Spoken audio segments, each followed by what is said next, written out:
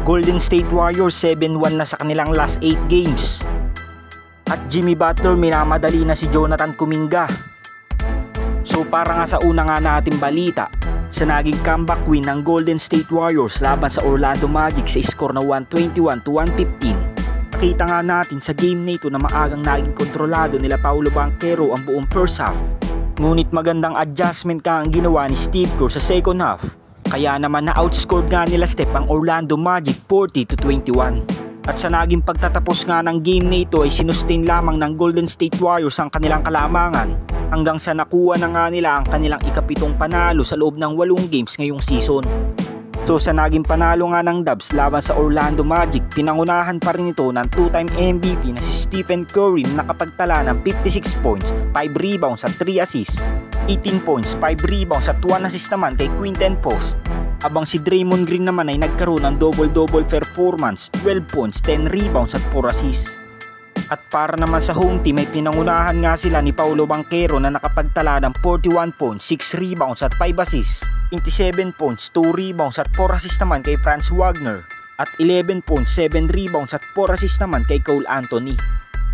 Dahil sa ginawang 56 points ng 2-time MVP, huling nakagawa na naman ito ng history. Dahil sa edad nga nitong 36 years old ay nakagawa pa nga rin ito ng 56 points sa isang game. At pinangungunahan na nga din niya sa most 50-point game sila Will Chamberlain, Damian Lillard, Michael Jordan at James Harden. Sa naging panibagong record nga ngayon ng 2-time MVP, magbe-base naman tayo sa overall performance ng Golden State Warriors laban sa Orlando Magic.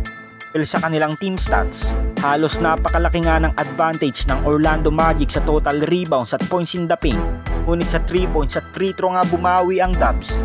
Dahil sa 45 attempts nga nila sa 3-point area ay 19 nga ang pumasok. At ang malaking dahilan nga dyan ay ang mainit na shooting ng 2-time MVP. Free throw naman ay 30 nga ang pumasok sa kanilang 34 attempts. So ito nga nagdala sa Warriors kung bakit nila nakuha ngayon ang kanilang ikapitong panalo sa loob ng 8 games. At para naman sa ating pangalawang balita, itong nakaraang araw nga lang ay nagbigay na nga ng update si Anthony Slater patungkol kay Jonathan Kuminga.